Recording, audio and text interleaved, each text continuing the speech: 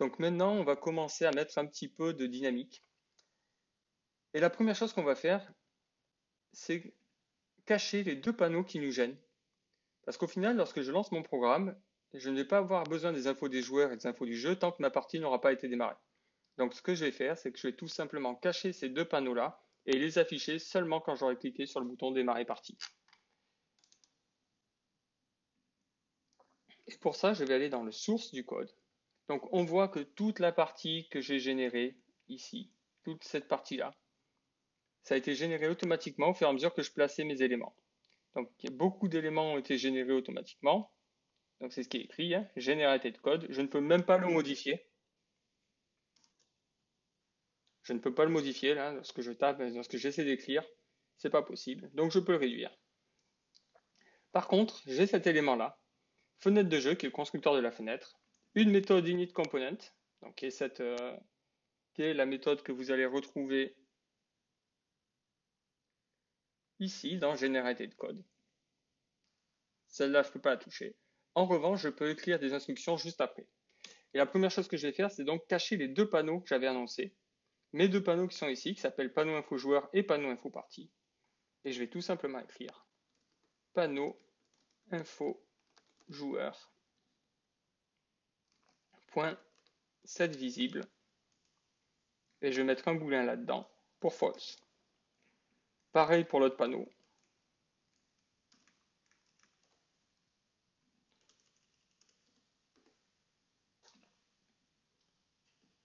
Qui s'appelle panneau info partie.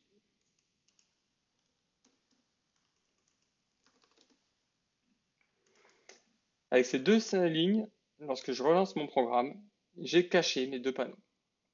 Et donc, on n'a plus mes deux panneaux qui apparaissent ici.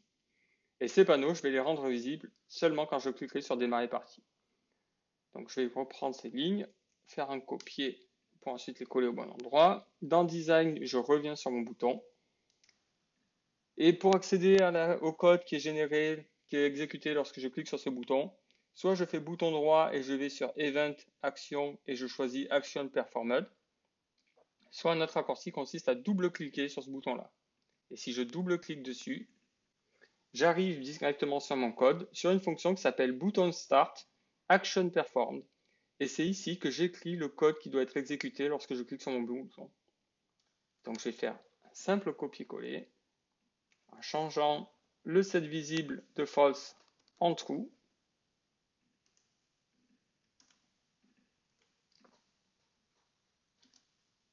Et lorsque je lance ma partie, je peux pour l'instant écrire n'importe quoi, mais c'est pas pris en compte. Et dès que je clique sur démarrer partie, j'ai mes infos joueurs et mes infos jeux qui apparaissent.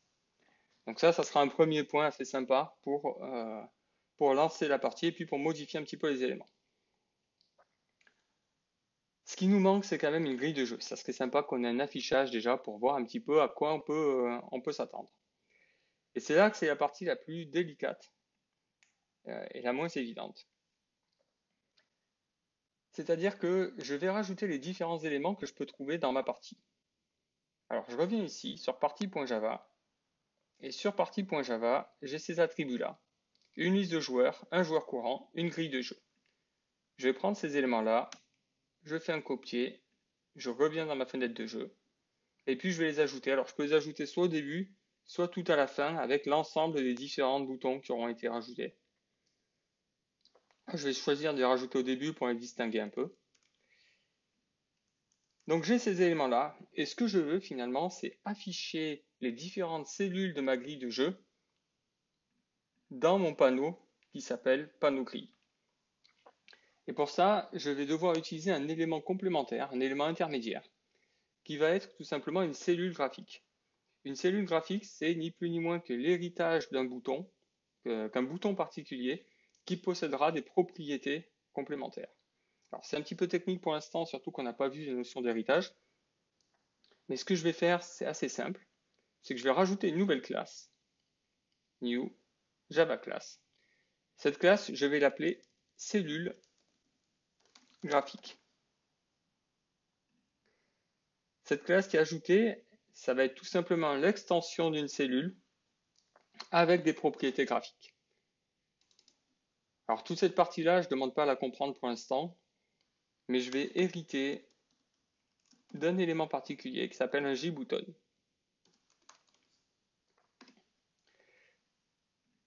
Donc j'ajoute la classe JButton associée. Et puis cet élément-là, cette cellule graphique, elle aura un attribut. Elle aura un attribut particulier de type cellule, qui est tout simplement la cellule associée.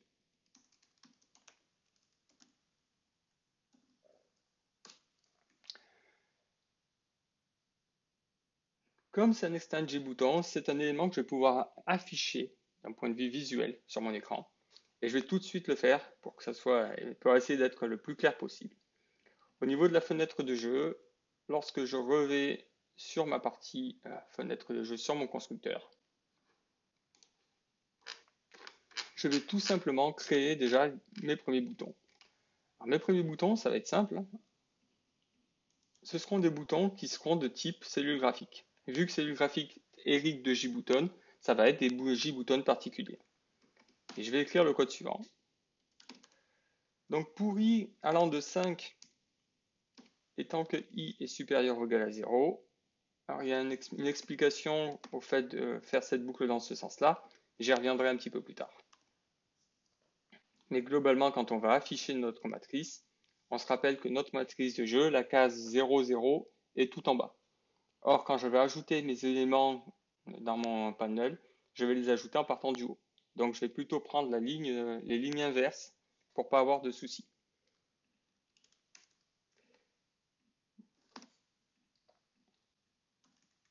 Donc, je fais deux boucles for imbriquées pour j allant de 0 et tant que j est inférieur à 7, j++. Ici, je vais tout simplement créer une nouvelle cellule graphique.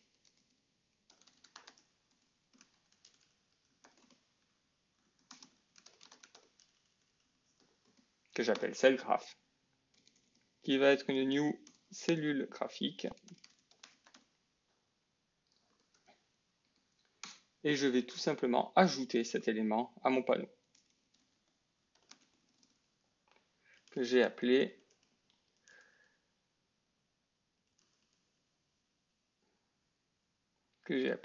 panneau grille.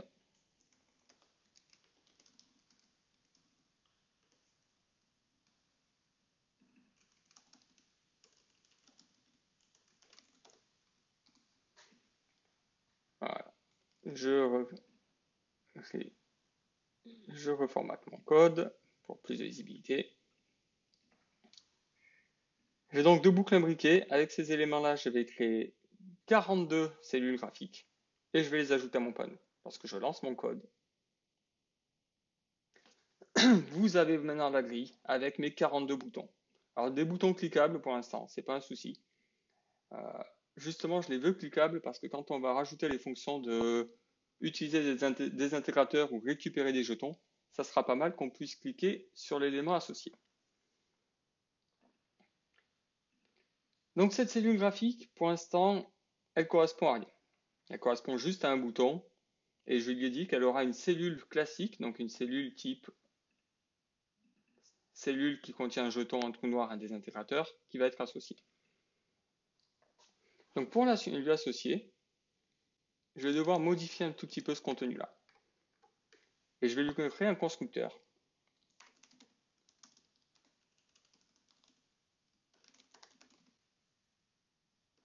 Et je vais lui passer en paramètre la cellule que je souhaite lui ajouter. Donc ça devient du classique. Et donc cellule associée sera égale à une cellule. Lorsque je fais ça, et que je reviens dans ma fenêtre de jeu, je vais passer ici en paramètre la cellule de la grille de jeu correspondante.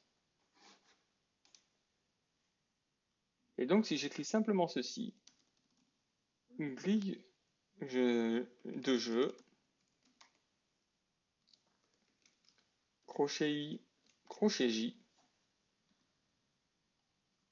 la grille de jeu par point cellule, parce qu'ici dans ma grille de jeu, qui est de type grille, j'ai l'attribut qui s'appelle cellule, qui est un tableau de cellules. Lorsque je fais grille de jeu cellule I, cellule crochet J, je récupère la cellule de cette grille de jeu-là et je la passe en paramètre de cellule graphique. Et désormais, ma cellule graphique est associée à la cellule classique que j'utilisais dans mon interface console et je viens d'ajouter cette cellule graphique dans mon panneau de jeu. Rien ne change au niveau de l'affichage pour l'instant. Et je vais rajouter maintenant des éléments graphiques. Donc pour ça, je vais tout simplement modifier la façon dont on doit afficher cette graphe. Cette cellule graphique ici, je vais surcharger une méthode qui est la méthode paintComponent, qui permet en fait de définir la façon dont on affiche l'image. Alors, cette partie-là est un petit peu technique. Je vais pas trop détailler. Mais ici, dans un premier temps, je vais charger les images que je souhaite afficher. Alors, ces images, je vous rappelle, ce sont ces éléments-là. Dans un premier temps, je vais les ajouter à mon projet. Je vais créer ici un nouveau package, Java Package, que je vais appeler image. Je vais ensuite aller dans Finder pour voir un petit peu ce package-là. Donc, il est ici, répertoire image. Et dans ce répertoire-là, je vais tout simplement mettre les 5 images que j'avais prévues. Donc, un simple copier-coller dans le répertoire image. Et on se retrouve ici avec mes images disponibles. Donc, dans Cellule Graphique, je vais tout simplement charger ces images-là. Pour ça, je vais créer 5 icônes qui sont associées à ces 5 images-là. Alors, la commande n'est pas triviale, mais on va créer une image icône qu'on va appeler img, par exemple, vide. Ça, ce nom est arbitraire. Égale new. Alors, c'est un javax.swing. Là, je ne fais que recopier du code un petit peu bête. Image icône. Et puis, je vais dire que cette image icône, elle va être chargée à partir des fichiers ici. Et pour ça, c'est une syntaxe un petit peu barbare. C'est un getClass .getResource.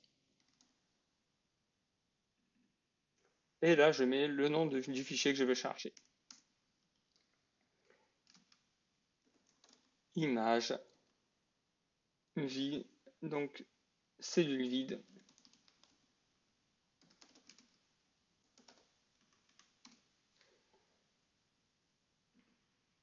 J'ajoute les imports correspondants qui vont bien.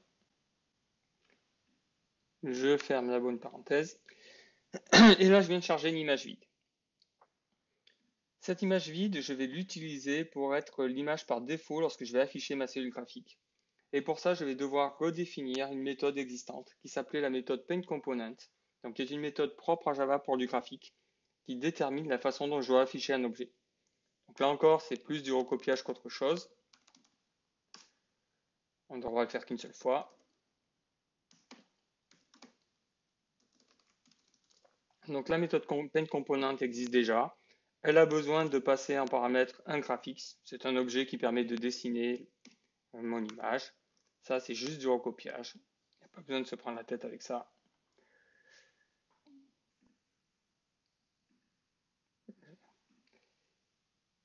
Et puis, je vais tout simplement appeler à la méthode setIcon imgvide. Alors, j'ai oublié une instruction qui consiste à dire que je vais appeler le constructeur de la classe héritante, à savoir jbutton. Bon, ça, c'est encore une partie qu'on n'a pas forcément vue. On va simplement se contenter d'écrire sans trop comprendre ce que ça fait.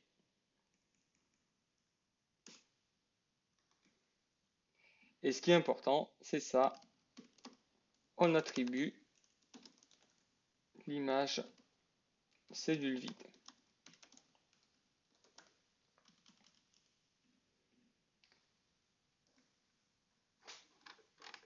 Et si je fais simplement ça, lorsque je relance mon code, eh bien désormais, j'ai toutes mes cellules qui auront été mises à jour avec l'icône que j'aurai chargée.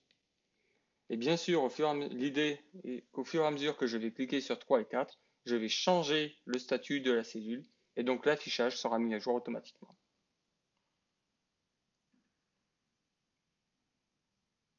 Voilà, donc cette partie-là est une fonction qui me permet de dessiner la cellule graphique cette cellule graphique à une cellule qui est associée. Et ce qu'on va faire par la suite, c'est dessiner la cellule en fonction des attributs de la cellule associée. Est-ce qu'il y a un jeton dessus? Est-ce qu'il y a un trou noir? Est-ce qu'il y a un désintégrateur?